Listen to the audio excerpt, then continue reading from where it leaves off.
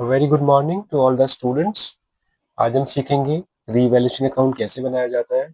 साथ साथ हम सीखेंगे पार्टनर्स कैपिटल अकाउंट कैसे प्रिपेयर किया जाएगा और बैलेंस शीट को रिकंस्ट्रक्ट कैसे किया जाएगा in case of admission of a partner. और साथ साथ हम सीखेंगे जर्नल एंट्री कैसे पास की जाएंगी। तो चलिए स्टार्ट करते हैं। Problem number 1। Ankit, Mohan and Chander are partners in the ratio of 5:3:2. Their balance sheet as at 31st March 2025 stood as under. तो ये बैलेंस शीट है, इसके अंदर सारी इंफॉर्मेशन है about the liabilities and about the assets. चलिए पढ़ते हैं आगे information. They decided to admit Ramesh as a new partner for 1/5 share in the profits on 1st April 2025 on the following terms. सबसे पहले हम देख लेते हैं पहली transaction, land and building appreciated by 10%। Land building से जब हमने लास्ट वीडियो में सीखा था कि रिवैल्यूएशन अकाउंट में एसेट्स लायबिलिटीज वैल्यू को कम ज्यादा होती है तो कैसे किया जाता है, उसको कैसे रिवैल्यूएशन अकाउंट के डेबिट या क्रेडिट साइड में पोस्ट किया जाता है। चलिए हम फिर से करते हैं उसको। लैंड बिल्डिंग एप्रिशिएट हो रही है 10% से, तो लैंड एंड बिल्डिंग की वैल्यू बुक वैल्यू 2,80,000 है। तो अगर हम उसका 10% कैलकुलेट कर रहे हैं तो 28,000 जाएगा और वो रिवैल्यूएशन अकाउंट के क्रेडिट साइड में आ जाएगा। ऐसे ही हम बात करें सेकेंड एडजस्टमेंट की, stock to be reduce up to ₹80,000। Stock की बुक वैल्यू 1 लाख दी हुई है और ये रिड्यूस हो रहा है 80,000 तक। तो इसका मतलब जो 20,000 का डिफरेंस है वो डेप्रिसिएशन हो जाएगा स्टॉक के ऊपर, तो वो रिवैल्यूएशन अकाउंट के डेबिट साइड में आ जाएगा। आगे बढ़ते हैं third adjustment, machinery is depreciated up to 2,90,000। Machinery की वैल्यू डेप्रिशिएट हो रही है 2,90,000 तक और मशीनरी की बुक वैल्यू की बात करें तो ये 3 लाख लिखा हुआ है। तो इसका मतलब जो डिफरेंस अमाउंट है 10,000 का, उससे मशीनरी की वैल्यू में डेप्रिसिएशन हो रहा है और ये डिफरेंस रिवैल्यूएशन अकाउंट के डेबिट साइड में आ जाएगा। और आगे बढ़ते हैं fourth adjustment, provision for doubtful dates created at the rate of 5% on debtors. Debtors के अगेंस्ट प्रोविजन बनाना है 5%। ये भी एक एसेट की वैल्यू में वैल्यू कम हो रही है, तो इसको हम कैलकुलेट कर लेते हैं। पहले 1,30,000 का 5% किया जाएगा 6,500 और ये भी रिवैल्यूएशन अकाउंट के डेबिट साइड में आ जाएगा। और फिफ्थ एडजस्टमेंट की बात करते हैं हम, a claim on account of workman compensation reserve is 30,000 और जो वर्कमैन कंपनसेशन रिजर्व की वैल्यू लिखी हुई है वो 50,000 लिखा हुआ है। इसमें से क्लेम का अमाउंट कितना है 30,000 है। इसका मतलब जो डिफरेंस अमाउंट है बाकी 20,000 वो पार्टनर्स के बीच में डिस्ट्रीब्यूट हो जाएगा। चलिए देख लेते हैं रिवैल्यूएशन अकाउंट का स्ट्रक्चर। जैसा हमने डिस्कस किया, लैंड बिल्डिंग की वैल्यू बढ़ रही थी उसे क्रेडिट साइड में लिख दिया है। स्टॉक की वैल्यू कम हो रही है उसको हमने डेबिट साइड में पोस्ट कर दिया है। मशीनरी की वैल्यू कम हो रही है उसको भी डेबिट साइड में कम कर दिया है। और डेटर्स के अगेंस्ट प्रोविजन हो रहा है उसको हमने डेबिट साइड में पोस्ट कर दिया है। इधर तीन आइटम्स है और इधर एक आइटम है 28,000। कंपेयर कर लेंगे दोनों में से कौन सी साइड बड़ी आ रही है, तो हम टोटल करके देखते हैं। तो इन तीनों आइटम्स का टोटल आ रहा है 36,500। इधर भी 36,500 लिख देते हैं। इसमें से 28,000 को माइनस करेंगे तो ये आ जाएगा 8,500 और इसको इस 8,500 को लॉस ऑन रिवैल्यूएशन अकाउंट लिख करके हम इनको पार्टनर्स के रेशो में डिस्ट्रीब्यूट करके दिखा देंगे इस तरह से। तो ये तो हुआ how to prepare revaluation account. बात करते हैं जनरल एंट्रीज की। जनरल एंट्रीज बच्चों बहुत आसानी से समझ में आती है रिवैल्यूएशन अकाउंट से। अब देखिए रिवैल्यूएशन अकाउंट के अगेंस्ट जो टू वाली एंट्री है, to stock, to machinery, to provision for doubtful debts, हम इसके लिए एंट्री पास कर देंगे revaluation account debit to stock account, to machinery account, to provision for doubtful debts account. इस तरह से हम अकाउंट जनरल एंट्री पास कर देंगे जैसे मैंने फर्स्ट एंट्री पास की हुई है। ऐसे ही हम बात करें अगर क्रेडिट साइड वाली की, लैंड बिल्डिंग बाय साइड में लिखा, क्रेडिट साइड में लिखा तो इसकी एंट्री पास हो जाएगी land and building account debit to revaluation account. Check कर सकते हैं आप दूसरी एंट्री भी, land and building account debit to revaluation account. अब हम बात करेंगे लॉस के लिए, जो लॉस हमने डिस्ट्रीब्यूट करा उसकी एंट्री पास हो जाएगी Ankit capital account debit, Mohan capital account debit, Chandan capital account debit to revaluation account. तो ये लॉस डिस्ट्रीब्यूशन की एंट्री है। आगे बढ़ते हैं। वर्कमैन कंपनसेशन रिजर्व में जो अमाउंट था वो था 50,000। 50,000 से हमने वर्कमैन कंपनसेशन रिजर्व को डेबिट किया है और जो क्लेम है इसके अगेंस्ट, क्लेम का अमाउंट आ रहा है, कितना आ रहा है वो आ रहा है 30,000। तो बाकी जो 20,000 बच जाता है डिफरेंस को हम पार्टनर्स के प्रॉफिट शेयरिंग रेशियो में डिस्ट्रीब्यूट करके कुछ इस तरह से दिखा देंगे। तो ये 20,000 पार्टनर्स के बीच में डिस्ट्रीब्यूट हो गया प्रॉफिट शेयरिंग रेशियो में। आगे बढ़ते हैं। एक रिजर्व और था क्वेश्चन में, जनरल रिजर्व, उसको पार्टनर्स के कैपिटल अकाउंट में डिस्ट्रीब्यूट हो जाएगा, उसकी एंट्री पास हो जाएगी general reserve account debit to A's capital, to Ankit's capital, to Mohan's capital, to Chandan's capital account. आगे बढ़ते हैं प्रॉब्लम नंबर 2। इस प्रॉब्लम में हम सीखेंगे रिवैल्यूएशन अकाउंट कैसे बनेगा, पार्टनर्स कैपिटल अकाउंट कैसे बनेगा और बैलेंस शीट को कैसे बनाया जाएगा। चलिए स्टार्ट करते हैं। Raja and Krishna are partners sharing profits and losses in the ratio of 2:3। Following is their balance sheet as on 31 March 2025। ये बैलेंस शीट का है, इसमें सारी लायबिलिटी और एसेट्स लिखी हुई हैं। अब देखते हैं इसकी एडिशनल इन्फॉर्मेशन में क्या लिखा हुआ है। On 1 April 2025 they decided to admit Arjun as a new partner for 1/4 share in the profits on the following terms। First statement लिखा हुआ है, he brought rupees 1,20,000 as capital and rupees 25,000 for his share of goodwill। आगे बढ़ते हैं। Machinery is to be depreciated at the rate of 10%। जैसा हमने already discuss किया हुआ है, जब भी मशीनरी की वैल्यू कम होगी तो ये डेप्रिसिएशन रिवैल्यूएशन अकाउंट के डेबिट साइड में आ जाएगा। मशीनरी की बुक वैल्यू 2 लाख लिखा हुआ है तो 2 लाख का 10% निकालेंगे, ये 20,000 से रिवैल्यूएशन अकाउंट के डेबिट साइड में आ जाएगा।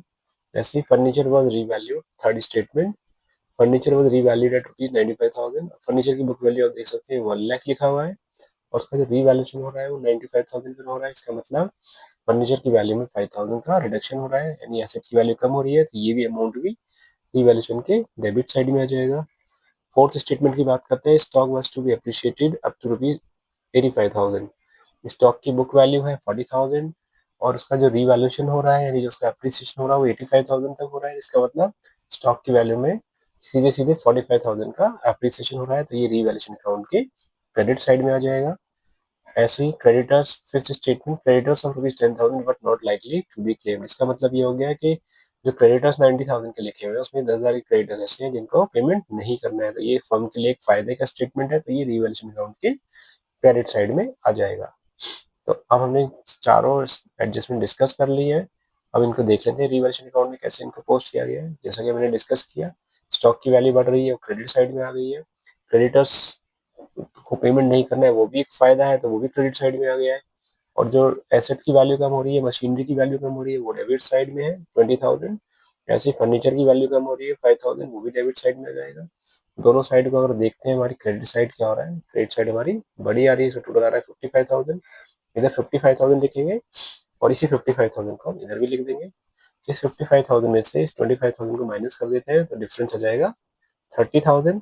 ये प्रॉफिट है रिवैल्यूएशन अकाउंट का, इस 30,000 को हम पार्टनर्स के प्रॉफिट शेयरिंग रेशियो डिस्ट्रीब्यूट कर देंगे 2:3 के रेशियो में। राजा का शेयर हो जाएगा 12,000 और कृष्णा का शेयर हो जाएगा 18,000। अब हम आगे बढ़ते हैं, पार्टनर्स कैपिटल अकाउंट कैसे बनेगा। सबसे पहली स्टेटमेंट होती है बाय बैलेंस विधि। ये इनका कैपिटल का बैलेंस है जो इनकी बैलेंस शीट में लिखा हुआ है। राजा का कैपिटल 2 लाख है और कृष्णा का कैपिटल है 3 लाख। नेक्स्ट स्टेटमेंट आ रही है बाय बैंक। ये वो कैपिटल है जो नया पार्टनर बिजनेस में लेकर आ रहा है, यानी अर्जुन का जो कैपिटल है वो 1,20,000 आ जाएगा। इसके बाद जो वो गुडविल लेकर आ रहा है 25,000 का, उसको हम डिस्ट्रीब्यूट कर देते हैं इनके रेशियो में 2:3 के रेशियो में, क्योंकि इसमें न्यू रेशियो या सेक्रीफाइसिंग रेशियो की इन्फॉर्मेशन नहीं है, तो ओल्ड रेशियो ही जो कि 2:3 है वही इनका सेक्रीफाइसिंग रेशियो होगा। तो इस 25,000 को हम 2:3 के रेशियो में डिस्ट्रीब्यूट कर लेते हैं। 10,000 राजा का शेयर हो जाएगा और 15,000 कृष्णा का शेयर हो जाएगा। बात करते हैं जो प्रॉफिट हुआ रिवैल्यूएशन अकाउंट बनाने पर, 12,000 यहाँ ट्रांसफर हो गया राजा के अकाउंट में और 18,000 ट्रांसफर हो गया है कृष्णा के अकाउंट में। और एक जनरल लेजर अपीयर था बुक्स के अंदर, उसको भी 45,000 को हमने 2:3 के रेशियो में डिस्ट्रीब्यूट कर लिया है। तो 18,000 राजा का शेयर है और 27,000 कृष्णा का शेयर है। अब आप देख सकते हैं डेबिट साइड में कोई भी एंट्री नहीं है, तो हम क्या करेंगे, इन तीनों ही अकाउंट का अलग अलग टोटल करेंगे। तो जो भी टोटल आ रहा है, जैसे कि राजा का टोटल आ रहा है 2,40,000 और कृष्णा का टोटल आ रहा है 3,60,000 और अर्जुन 1,20,000, सेम टोटल हम इस साइड लिख देंगे। और क्योंकि डेबिट साइड में कोई वैल्यू नहीं है माइनस करने के लिए, तो ये balance as it is to balance D के नाम से इधर आ जाएगा। राइट, अब हम बनाते हैं बैलेंस शीट। बैलेंस शीट में जो पार्टनर्स के बैलेंस आए थे, जो भी हमने ऊपर पार्टनर्स कैपिटल अकाउंट से कैलकुलेट करे थे, इनको लिख देते हैं हम। कैपिटल अकाउंट्स, राजा का 2,40,000, कृष्णा का 3,60,000 एंड अर्जुन का 1,20,000। क्रेडिटर्स 90,000 के, जिसमें से 10,000 के क्रेडिटर्स ऐसे थे जिनको पेमेंट नहीं करना है, तो उसे हमने इसमें से माइनस कर दिया है, तो क्रेडिटर्स की वैल्यू आ जाएगी 80,000। ऐसे ही फर्नीचर की बुक वैल्यू 95,000 थी, तो हमने उसमें बुक वैल्यू 1 लाख थी और जो उसकी रिवाइज वैल्यू है 95,000 है, तो हमने 95,000 यहाँ फर्नीचर को दिखा दिया है। ऐसे ही मशीनरी 2 लाख की वैल्यू थी जिसका 10% डेप्रिसिएशन था, तो डेप्रिसिएशन के बाद उसकी वैल्यू हो जाती है 1,80,000। ऐसी डेटर्स की हम बात करें, डेटर्स के लिए कोई एडजस्टमेंट नहीं थी, डेटर्स की बुक वैल्यू एडिट यहाँ कॉपी हो जाएगी। और स्टॉक की बात करें, स्टॉक की जो बुक वैल्यू थी वो 40,000 थी और उसका एप्रिसिएशन हो रहा था 45,000 से, तो यहाँ आ जाता है 85,000। तो जो थोड़ा सा कैलकुलेशन हमने करना है बच्चों को, करना है कैश एट बैंक में। कैश का जो बैलेंस है ऑलरेडी, जो बैलेंस था बैलेंस शीट में 1,40,000 है, इसमें हम ऐड कर देते हैं नए पार्टनर का कैपिटल जो वो लेकर आ रहा है 1,20,000 प्लस जो गुडविल का अमाउंट वो लेके आ रहा है। इस टोटल को हम अमाउंट कॉलम में ट्रांसफर कर देंगे और दोनों साइड को कंपेयर कर लेंगे, तो देखेंगे हमारी दोनों साइड मैच कर जाएंगी। अगर ये किसी वजह से मैच नहीं होती है तो we have to search the reasons कि कहाँ हमसे मिस्टेक हुई है जो ये बैलेंस शीट मैच नहीं हो रही है। सो इस तरह से हम सीखे करेंगे तीनों account, revaluation account, partners capital account and balance sheet. Cash account को अलग से भी बना सकते हैं, बट अगर उसको इस तरह से प्रेजेंट कर देते हैं, सीधा ऐड करके दिखा देते हैं, तो वो भी सफिशिएंट है। तो चलिए मूव करते हैं नेक्स्ट क्वेश्चन की तरफ। प्रॉब्लम नंबर 3, जिसमें A and B are partners sharing profits and losses in the ratio of 2:1, and this is their balance sheet. And now look at the additional information. On April 1st, 2025, they decided to admit C as a new partner for 1/4 share in the profits on the following terms. He brought rupees 1,50,000 as capital and rupees 33,000 for his share of goodwill. Now adjustment number 2, claim against workman compensation reserve was 12,000 and C, the workman compensation reserve यहाँ 30,000 है, तो उसके against कितना claim आ रहा है 12,000। इसका मतलब जो बाकी 18,000 है वो पार्टनर्स अपने प्रॉफिट शेयरिंग रेशो में डिस्ट्रीब्यूट कर लेंगे, उसका रिवैल्यूएशन अकाउंट पे कोई इफेक्ट नहीं होगा। आगे बढ़ते हैं। Machinery is to be depreciated by ₹5200। Machinery का डेप्रिसिएशन हो रहा है 5200 से, तो ये रिवैल्यूएशन अकाउंट के डेबिट साइड में आ जाएगा। ऐसी बात करें, building was to be appreciated by 30%। Building की बुक वैल्यू कितनी है 80,000 है, इसमें 30% का एप्रिसिएशन हो रहा है। अगर हम कैलकुलेट करें 80,000 का 30% तो हो जाता है 24,000। तो इस 24,000 को हम रिवैल्यूएशन के अकाउंट के क्रेडिट साइड में पोस्ट करके दिखा देंगे। ऐसे ही बात करें हम, ₹10,000 वर प्रूव्ड एज बैड डेट्स, तो ये भी एसेट की वैल्यू कम हो रही है, डेटर्स की वैल्यू कम हो रही है, तो रिवैल्यूएशन अकाउंट के ये डेबिट साइड में आ जाएगा टू बैड डेट्स के नाम से। और इसमें साथ साथ ये भी लिखा हुआ है कि प्रोविजन भी बनाना है 5%, तो उसे हम कैसे बनाएंगे? उसको बनाने का तरीका ये है जो डेटर्स है 1,80,000 के, उसमें से पहले हम जो बैड डेट्स हुए हैं उसे माइनस करेंगे 10,000, तो बच जाएगा कितना 1,70,000। और उसमें से हम आप बैलेंस शीट देख सकते हैं इसको कैसे किया है। डेटर्स 1,80,000 है, इसमें से पहले बैड डेट्स माइनस कर दिया है हमने ये 10,000, तो वैल्यू बच जाती है 1,70,000। और इसका 2% प्रोविजन निकाल देते हैं 3,400 और उसको माइनस करके हम अमाउंट कॉलम में इस तरह से अमाउंट ट्रांसफर कर देंगे 1,60,600। चलिए वापस चलते हैं रिवैल्यूएशन अकाउंट के पास हम। तो you can see the revaluation account, machinery की वैल्यू कम हो रही थी, उसको डेबिट साइड में लिख दिया है। बैड डेट्स हमारा एक एडिशनल बैड एसेट की वैल्यू कम कर रहा है, तो उसको हमने यहाँ डेबिट साइड में पोस्ट कर दिया है। प्रोविजन भी हमारे डेटर्स को कम करेगा, तो उसको भी हमने डेबिट साइड में पोस्ट कर दिया है। बिल्डिंग की वैल्यू में एप्रिसिएशन था, तो उसको हमने उसको क्रेडिट साइड में पोस्ट कर दिया है। अगर हम दोनों साइड को कंपेयर करें तो हमें लगता है कि क्रेडिट साइड हमारी बड़ी आ रही है, तो इस 24,000 में से इस डेबिट साइड का टोटल माइनस कर देते हैं। माइनस करके जो वैल्यू आती है वो आती है 5400, जिसे हम कहेंगे to profit on revaluation account. और इसको ए और बी में इनके प्रॉफिट शेयरिंग रेशो में डिस्ट्रीब्यूट कर देंगे 2:1 के रेशो में। ए का जो शेयर होगा प्रॉफिट का वो हो जाएगा 3,600 और जो बी का शेयर हो जाएगा वो जाएगा 1,800। आगे बढ़ते हैं पार्टनर्स कैपिटल अकाउंट। सबसे पहले एंट्री आती है बाय बैलेंस विडी। ये पार्टनर्स का कैपिटल का बैलेंस है, बैलेंस शीट में लिखा हुआ है। ए का बैलेंस 1,20,000 है और बी का बैलेंस है ये 1,80,000। बात करते हैं by bank, capital brought by new partner जो कि कैपिटल लेके आ रहा है 1,50,000। ऐसे ही प्रीमियम फॉर गुडविल, गुडविल के लिए वो लेके आ रहा है 33,000 और क्वेश्चन में कोई इन्फॉर्मेशन नहीं है न्यू रेशियो सैक्रिफाइसिंग रेशियो के बारे में, तो पार्टनर्स का जो ओल्ड रेशियो 2:1 है वही उसका सैक्रिफाइसिंग रेशियो हो जाएगा। तो हम इस 33,000 को 2:1 के रेशियो में डिस्ट्रीब्यूट करेंगे, तो ए को मिल जाएगा 22,000 और बी को मिल जाएगा 11,000। जो रिवैल्यूएशन प्रॉफिट था वो लिख देते हैं यहाँ पर। ए का शेयर 3,600 है, बी का शेयर 1,800 है। ऐसे ही जो वर्कमैन कंपनसेशन अकाउंट है, रिजर्व का अकाउंट है, जिसमें मैंने बताया हाँ, जो वर्कमैन कंपनसेशन था वो था, चेक कर लेते हैं क्वेश्चन को एक बार, ये 30,000 है। और जिसके अगेंस्ट क्लेम कितना हो रहा है बच्चों 12,000। इसका मतलब जो 18,000 बचा हुआ डिफरेंस है वो पार्टनर्स के प्रॉफिट शेयर रेशो में डिस्ट्रीब्यूट हो जाएगा। तो उसको मैंने डिस्ट्रीब्यूट कर दिया है AWCR लिख के। स्पेस कम था इसलिए मैंने WCR लिखा है, बट आप बच्चों कभी भी शॉर्ट फॉर्म यूज ना करें, आप पूरा स्टेटमेंट लिखे। तो इस 18,000 को 2:1 के रेशो में डिस्ट्रीब्यूट करा तो 12,000 और 6,000 आ जाएगा। इसमें एक इंपॉर्टेंट चीज ये है इस क्वेश्चन में, यहाँ आप देखेंगे बैलेंस शीट में गुडविल लिखा हुआ है। तो जब भी गुडविल एसेट साइड में होगी तो हम उसको राइट ऑफ करेंगे। तो ये पार्टनर्स कैपिटल अकाउंट के डेबिट साइड में आ जाएगा 21,000 2:1 के रेशो में। तो इसको हमने राइट ऑफ किया टू गुडविल अकाउंट लिख करके। 14,000 ए का शेयर है और 7,000 बी का शेयर है। अब हम इस पार्टनर्स कैपिटल अकाउंट को क्लोज कर लेते हैं। क्लोज कैसे करेंगे, हम पहले ये वाला सारा टोटल कर लेंगे इस साइड का। जो टोटल आ रहा है 1,57,600 और 1,98,800 एंड 1,50,000, इसको हम यहाँ लिख देंगे। और इसमें से अगर डेबिट साइड में कोई वैल्यू है तो उसे माइनस कर देंगे। जैसे कि 1,57,600 में से 14,000 माइनस करेंगे तो डिफरेंस आ जाता है 1,43,600। ऐसे बी का करें 1,98,800 में से अगर हम 7,000 माइनस करेंगे तो ये आ जाएगा 1,91,800। ऐसे ही सी का भी बैलेंस एज इट इज आ जाएगा 1,50,000। अब बना लेते हैं बैलेंस शीट। सबसे पहले कैपिटल अकाउंट्स आ जाएंगे ABC के, जो हमारे बैलेंस शीट ही आ रहे थे, हमने तीनों को यहाँ लिख दिया है। इनका सम लिख करके अमाउंट कॉलम में ट्रांसफर कर दिया है। और क्रेडिटर्स के बारे में कोई इन्फॉर्मेशन नहीं थी, क्रेडिटर्स एज इट इज 90,000 आ जाएंगे। और जो वर्कमैन कंपनसेशन रिजर्व का जो क्लेम था, वो जो क्लेम है 12,000, उसको हमें शो करना पड़ेगा लाइबिलिटी साइड में। अब हम बात करते हैं एसेट साइड की। मशीनरी मशीनरी का डेप्रिसिएशन था, उसे माइनस कर दिया है। माइनस करके डेप्रिसिएशन की जो वैल्यू आ रही है उसको हम यहाँ लिख देंगे। ऐसे डेटर्स का ऑलरेडी मैंने डिस्कस किया, फिर से एक बार बता देता हूँ। डेटर्स 1,80,000 के थे, जिसमें के 10,000 के बैड डेट्स हो गए हैं, उसे माइनस किया है। 1,70,000 पे हमने फिर से 2% के हिसाब से प्रोविजन क्रिएट किया है, जो कि आ जाता है 3,400। इसे भी माइनस कर देंगे इसमें से। तो जो नेट अमाउंट आ जाएगा डेटर्स का वो आ जाएगा 1,66,600। बिल्डिंग की बात करें, बिल्डिंग की वैल्यू बढ़ रही थी। 80,000 बुक वैल्यू थी, 30,000 का एप्रिसिएशन था, 24,000। तो 80,000 प्लस 24,000 ये हो जाता है 1,04,000। और कैश एट बैंक का जैसे मैंने आपको बताया है, तो कैश का ओपनिंग बैलेंस है, यानी बैलेंस शीट में जो बैलेंस है कैश का, कैश एट बैंक का 90,000।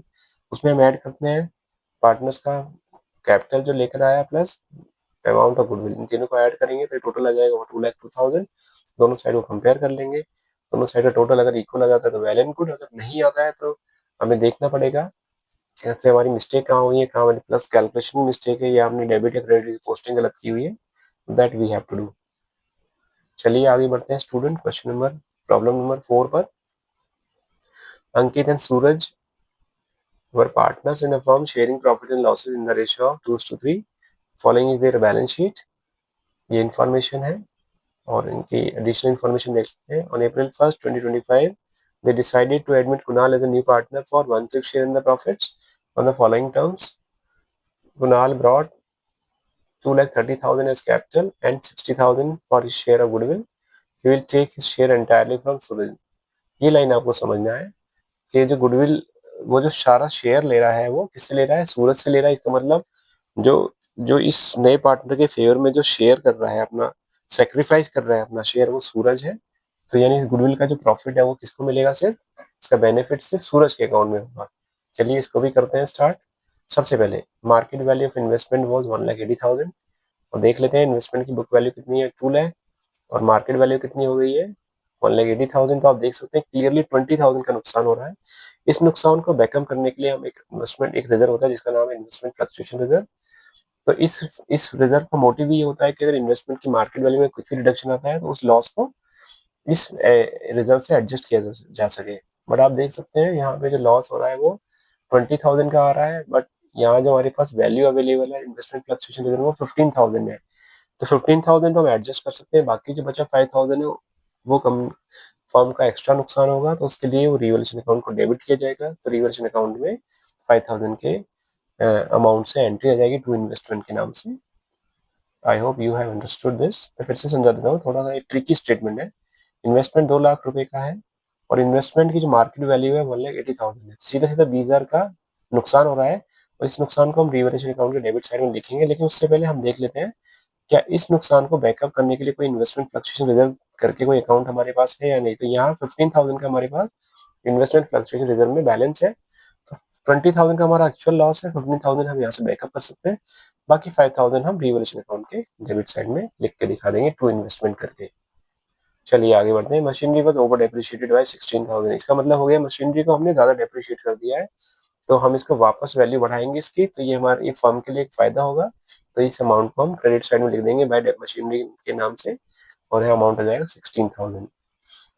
आगे बढ़ते हैं। Fourth statement, stock includes an obsolete item, मतलब स्टॉक के अंदर कुछ ऐसा आइटम है जो खराब है, यूज करने लायक नहीं है, तो इससे ये फर्म का नुकसान हो रहा है, तो ये रिवैल्यूएशन के डेबिट साइड में आ जाएगा।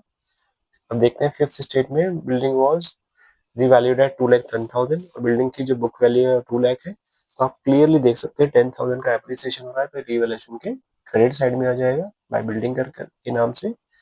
नेक्स्ट पार्ट पढ़ते हैं। There was an unclaimed creditors of ₹10,000 now to be paid, मतलब ऐसे कोई हमारे क्रेडिटर्स थे जो हमने रिकॉर्ड में नहीं किया हुआ है, तो उन्होंने क्लेम किया है क्रेडिटर्स ने, और नाउ वी हैव टू पे टू देम, इसका मतलब ये हमारी एक्स्ट्रा एडिशनल लायबिलिटी हो गई है, क्रेडिटर्स की वैल्यू और बढ़ जाएगी, और ये फर्म का नुकसान हो रहा है, तो ये डेबिट साइड में आ जाएगा, रिवैल्यूएशन अकाउंट के डेबिट साइड में इसको हम पोस्ट कर देंगे। देख लेते हैं रिवैल्यूएशन अकाउंट को। जैसा कि मैंने बताया था, इन्वेस्टमेंट का एक नुकसान हो रहा था 5,000 का, उसको हमने डेबिट साइड में पोस्ट कर दिया है। स्टॉक के अंदर ऑब्सोलीट आइटम है, वो भी एक नुकसान है, वो भी इधर आ जाएगा।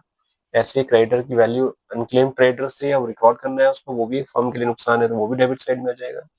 बिल्डिंग की वैल्यू बढ़ रही है, वो फर्म के लिए एक प्रॉफिट है, वो रिवैल्यूएशन अकाउंट की क्रेडिट साइड में आ जाएगा। ऐसे मशीनरी को हमने ओवर डेप्रिशिएट किया हुआ है, तो उसको वापस उसकी वैल्यू को बढ़ाना है, इसका मतलब ये एप्रिसिएशन हो रहा है एसेट की वैल्यू में, तो ये क्रेडिट साइड में आ जाएगा। कंपेयर कर लेते हैं। इस साइड का टोटल आ रहा है क्रेडिट साइड का 26,000, और ये जो डेबिट साइड का टोटल है ये आ रहा है 22,000। तो देख सकते हैं यहाँ 4,000 का प्रॉफिट आ रहा है। इस 4,000 के प्रॉफिट को हम इनके प्रॉफिट शेयरिंग रेशियो में डिस्ट्रीब्यूट कर देते हैं 2:3 के रेशियो में। चलिए आगे बढ़ते हैं। पार्टनर्स कैपिटल अकाउंट कैसे बनाया जाएगा। सबसे पहले बाय बैलेंस विधि, ये पार्टनर्स के कैपिटल के बैलेंस है, लिख देते हैं इसको। फिर हम लिखेंगे बाय बैंक, पार्टनर्स नया पार्टनर कैपिटल लेके आ रहा है। फिर हम लिखेंगे बाय प्रीमियम फॉर गुडविल, जैसा कि हमने डिस्कस किया कि ये सारा शेयर, ये लाइन आप देख सकते हैं, he will take his share entirely from Suraj, यानी Suraj is the only partner who is sacrificing his share in favour of Kunal, तो ये सूरज ने सारा सैक्रिफाइस किया अपना शेयर, तो गुडविल का जो भी बेनिफिट होगा वो सूरज को मिलेगा, तो हम सूरज के अकाउंट में लिख देते हैं बाय प्रीमियम फॉर गुडविल 60,000, और जो फर्म का प्रॉफिट था रिवैल्यूएशन अकाउंट का, उसको भी यहाँ पोस्ट कर देते हैं 1,600 एंड 2,400, और इन तीनों पार्टनर्स के टोटल कर लेते हैं, वही टोटल हम इधर भी लिख देंगे, और अब देखेंगे डेबिट साइड में कुछ भी नहीं है जिसमें माइनस करना है, तो ये balance as it is balance sheet की तरह शो किया जाएगा।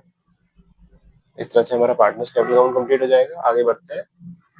बैलेंस शीट में सबसे पहले हम लिख देंगे कैपिटल अकाउंट्स, तीनों पार्टनर्स के कैपिटल के बैलेंस लिख करके उनका टोटल यहाँ अमाउंट कॉलम में ट्रांसफर कर देंगे। क्रेडिटर्स, क्योंकि हमारे पास 1,60,000 के क्रेडिटर्स थे और 10,000 के अनरिकॉर्डेड क्रेडिटर्स थे, उसको ऐड कर देंगे, तो क्रेडिटर्स की वैल्यू हो जाएगी 1,70,000।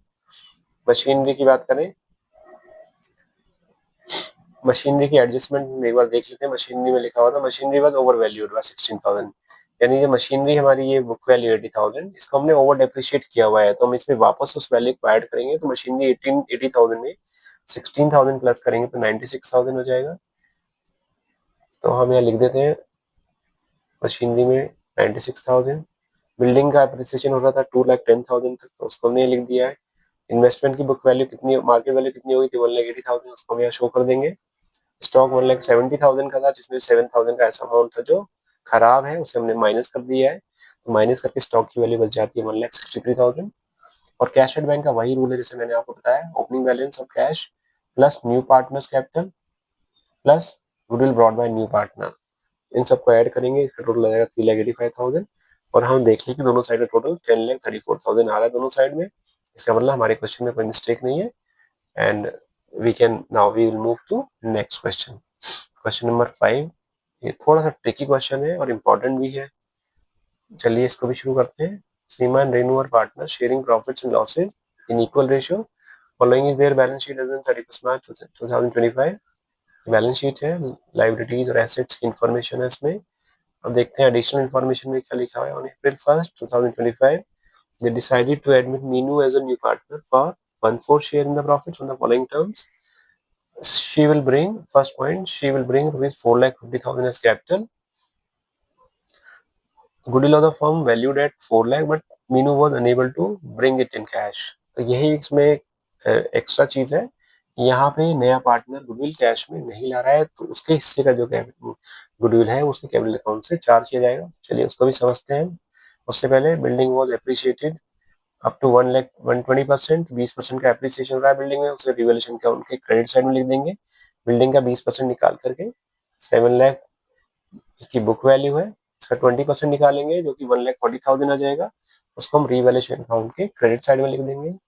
ऐसे ही there was a claim against workman compensation reserve of 60,000। Workman compensation reserve में जो अमाउंट है 44,000 है, और क्लेम उससे भी ज्यादा आ रहा है। इसका मतलब इस केस में जो एक्स्ट्रा 16,000 है फर्म का वो एक्स्ट्रा लॉस है, उस लॉस के लिए फर्म ये इस 16,000 से रिवैल्यूएशन अकाउंट में इसको डेबिट किया जाएगा। और आगे बढ़ते हैं। Machinery is over valued bye 10%। मतलब ये जो मशीन की वैल्यू लिखी हुई है ये ओवर वैल्यूड है, हमने इसको एक्स्ट्रा दिखा रखा है 10% ज्यादा। इसका मतलब ये हमें इसको कम करना पड़ेगा। इसका मतलब इसका जो भी अमाउंट आएगा उसको हम रिवैल्यूएशन अकाउंट के डेबिट साइड में लिखेंगे। उसको हम कैसे निकालेंगे, उसको निकालने का तरीका ये है कि हम जो भी इसको ओवर वैल्यूड केस में हम कैसे करते हैं, मैं आपको करके दिखा देता हूँ उसको। इसको कैसे किया जाएगा देखिए, इसको हम कैसे करेंगे। मशीन की बुक वैल्यू है 2 lakh, this is 2,20,000 into 10 divide by 110, ये फॉर्मूला है। तो इस तरह से इसकी मशीन की जो ओरिजिनल वैल्यू आ जाएगी वो आ जाएगी 2 लाख। तो हमने क्या करना है इस क्वेश्चन में, इस मशीनरी को 20,000 से कम करके दिखाना है। रिवैल्यूएशन, इसको हम रिवैल्यूएशन अकाउंट के डेबिट साइड में लिख देंगे 20,000 से। तो ये फॉर्मूला है in case of any asset is over valued, हम इसको ऐसे निकाल देते हैं, book value into rate upon 100 plus rate. तो ये फॉर्मूला है ओवर वैल्यूड के लिए। अगर इसके अंडर वैल्यूड लिखा होता तो हम इसको निकाल देते हैं, book value into rate upon 100 minus rate. तो ओवर वैल्यूड का मतलब हमने किसी भी एसेट को ज्यादा दिखाया हुआ है तो हमने उसको कम करना होगा, और कम करने का मतलब होता है जब भी एसेट की वैल्यू कम होगी तो वो रिवैल्यूएशन अकाउंट के डेबिट साइड में आ जाएगी। और अगर ये इसका रिवर्स हम बात करें अंडर वैल्यूड की, अंडर वैल्यूड का मतलब है हमने किसी भी एसेट को कम करके दिखाया हुआ है तो हमने उसको एसेट की वैल्यू को बढ़ाना पड़ेगा, और बढ़ाने के लिए हम उसको रिवैल्यूएशन अकाउंट के क्रेडिट साइड में पोस्ट करें। खैर वो तो यहाँ पर नहीं है, यहाँ पर ओवर वैल्यूड का क्वेश्चन है। Let's concentrate on this. So machinery को हम 20,000 से रिवैल्यूएशन अकाउंट के डेबिट साइड में शो कर देंगे। नेक्स्ट स्टेटमेंट की बात करें, फर्नीचर वाज डेप्रिशिएटेड बाय 10%, तो ये रिवैल्यूएशन अकाउंट के डेबिट साइड में आ जाएगा। फर्नीचर की बुक वैल्यू को 10% से कम कर देंगे। 3,70,000 लिखा हुआ है बुक वैल्यू, तो 37,000 से रिवैल्यूएशन अकाउंट के डेबिट साइड में आ जाएगा। और stock was revalued at rupees 2,42,000, तो स्टॉक की बुक वैल्यू है 2 लाख और इसका रिवैल्यूएशन हो रहा है 2,42,000 पर, तो 42,000 का एप्रिसिएशन हो रहा है। इसको हम रिवैल्यूएशन अकाउंट के क्रेडिट साइड में लिख देंगे। हाँ, वन मोर स्टेटमेंट है, important adjustment. Investment was valued at rupees 2 lakh. अब देखिए इन्वेस्टमेंट की वैल्यू कितनी है 1,50,000, और इसका रिवैल्यूएशन कितने पर हो रहा है 2 लाख पर, यानी सीधे सीधे 50,000 का प्रॉफिट हो रहा है जो रिवैल्यूएशन अकाउंट के क्रेडिट साइड में आ जाएगा, यानी एसेट की वैल्यू बढ़ रही है। और पार्टनर्स ने डिसाइड किया है कि इस इन्वेस्टमेंट को इस बुक वैल्यू पर टेक ओवर कर लेंगे, तो जो भी पार्टनर्स का प्रॉफिट शेयरिंग रेशियो होगा उस रेशियो में इस 2 लाख को वो टेक ओवर करेंगे। तो जैसा कि हमारा प्रॉफिट शेयरिंग रेशियो इक्वल है तो इस इन्वेस्टमेंट को पार्टनर 1:1 के रेशियो में टेक ओवर कर लेंगे। तो चलिए करते हैं स्टार्ट। रिवैल्यूएशन अकाउंट जैसा भी हमने डिस्कस किया, मशीनरी की वैल्यू कम हो रही थी, मशीनरी ओवर वैल्यूड थी, हमने उसको कम किया है तो 20,000 डेबिट साइड में आ गया रिवैल्यूएशन के।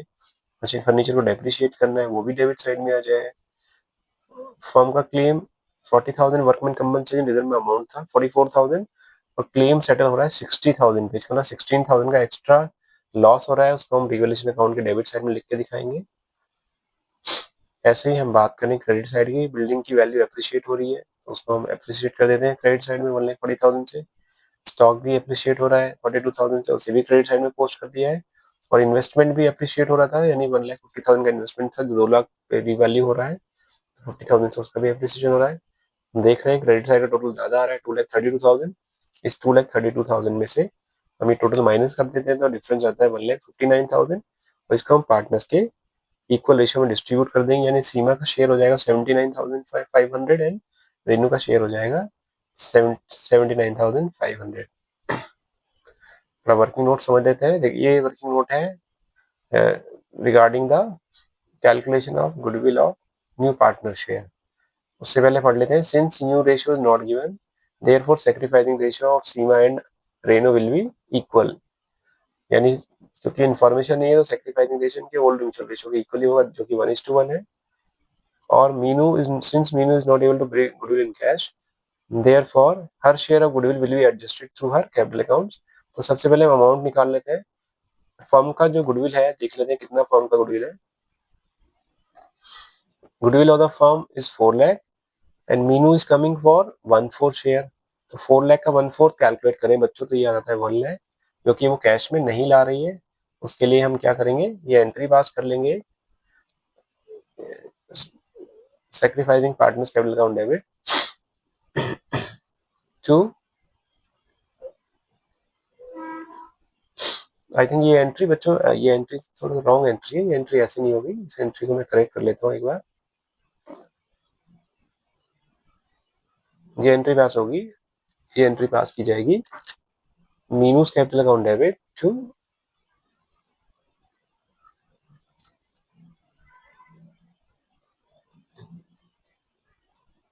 तो इस एंट्री को कुछ इस तरह से पास किया जाएगा।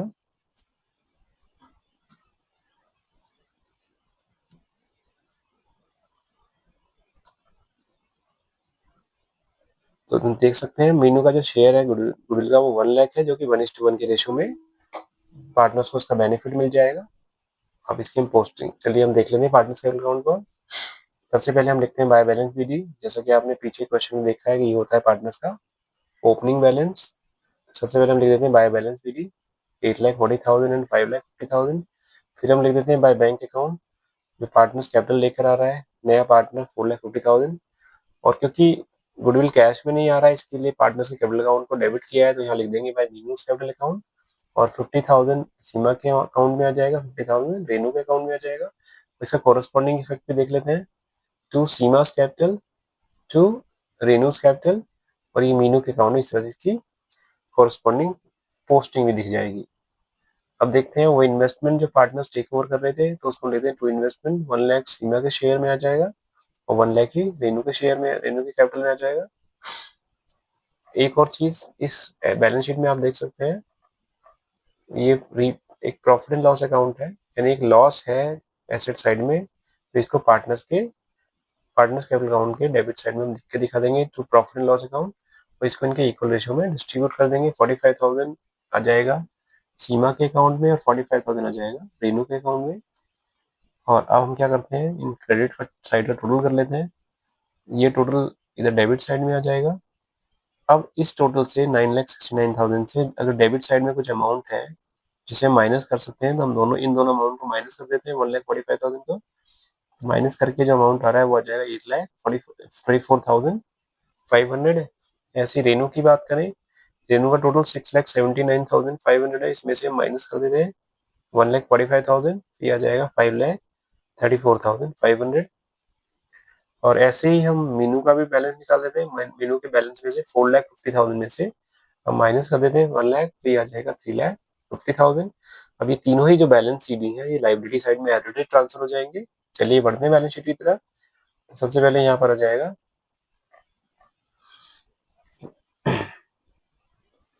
यहाँ पर हम कर लेते हैं एक थोड़ा सा चेंज, क्योंकि इसमें नाम हमने चेंज करने हैं। तो पहला जो पार्टनर उसका नाम है सीमा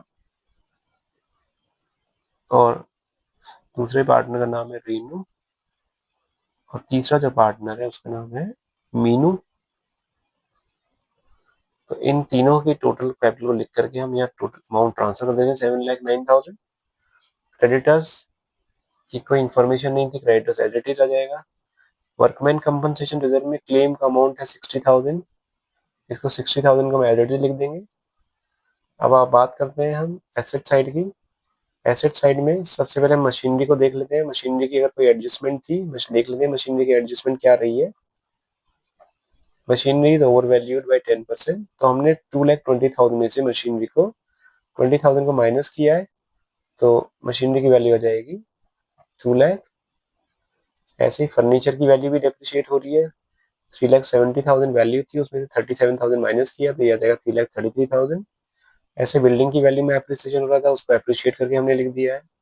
स्टॉक की वैल्यू में भी एप्रिसिएशन हो रहा था, उसे भी एप्रिशिएट कर दिया है। और कैश को जैसे मैंने आपको बताया, कैश का ओपनिंग बैलेंस प्लस मतलब brought by new partner plus goodwill.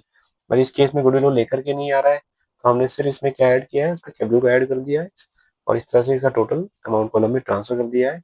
और फाइनली हम दोनों साइड का टोटल करके देख लेते हैं। तो अगर टोटल इक्वल आ जाता है तो बहुत अच्छा है, अगर नहीं आता है तो हम सर्च करेंगे रीजन्स को, देखेंगे कहाँ मिस्टेक हुआ है जिससे हमारा टोटल मैच नहीं हुआ है। तो ये है, this is all about admission of a partner, where हमें समझना है कि कैसे रिवैल्यूएशन अकाउंट बनता है, कैसे पार्टनर्स कैपिटल अकाउंट बन रहा है और कैसे बैलेंस शीट बन रही है। तो इस वीडियो को यहीं पर एंड करते हैं। अगली वीडियो में हम करेंगे एडजस्टमेंट ऑफ कैपिटल, वो इसका लास्ट पार्ट है इस चैप्टर का।